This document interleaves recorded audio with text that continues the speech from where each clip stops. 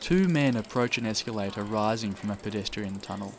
The first man walks awkwardly onto the steps and presses the handrails with the palms of his hands, his fingers splayed upwards. The man is motionless except for his head, which jolts to one side as though emptying water from his ear. 4 other people follow behind him before the second man hops on the escalator and clambers past the other pedestrians. He reaches the first man and taps him on the shoulder. "Excuse me, please." Nothing. The suited man shakes his head and swears under his breath as though to himself, but audible to those of us around him. Within seconds both men are at the top of the escalator. The first man steps onto the peak hour pavement, his rigid legs moving from the hips, his shoulders alternately facing the direction in which he walks, with skill and resilience, with a body not entirely at his command. The second man surges past and continues on his way. No looking back.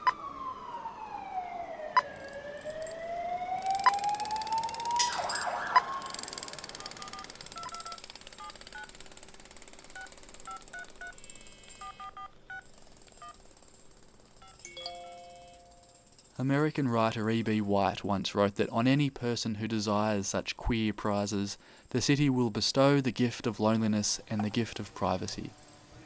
In cities we enjoy the urban freedom to be looked past, to not be seen. A fluoro-pink mohawk, head-to-foot tattoos or a burqa are simply part of the landscape in a way they could never be in a small town.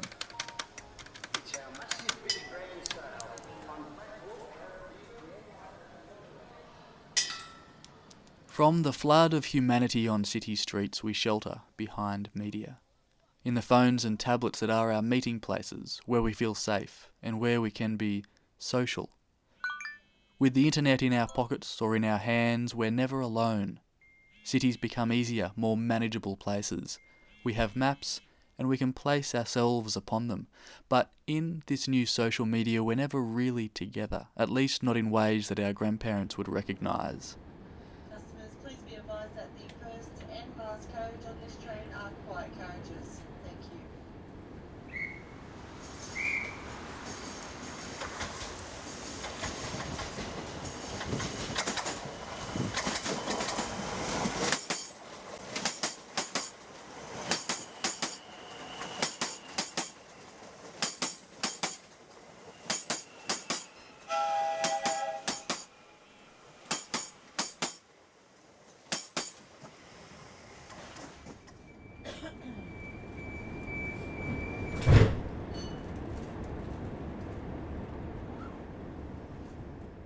Media show us the world while screening us from the world. On TV we see trauma without necessarily feeling the trauma, and this is a risk in cities too. That we'll see each other more but feel each other less in a social sense. That we'll forget that streets, parks and lounge rooms are also social media, places to be together.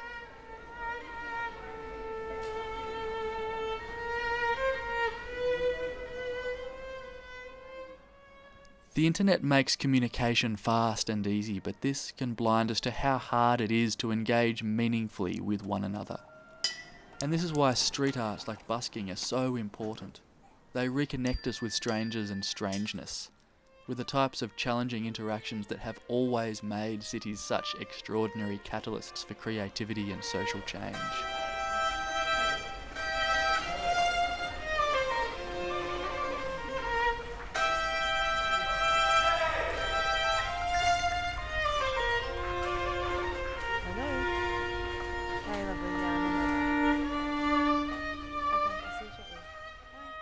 Busking is unsolicited and spontaneous. It can remind us that our new ways of being together are also new ways of being alone. Street music interrupts the comfort of our habitual solitudes, and I think there's a social and even a moral value in that.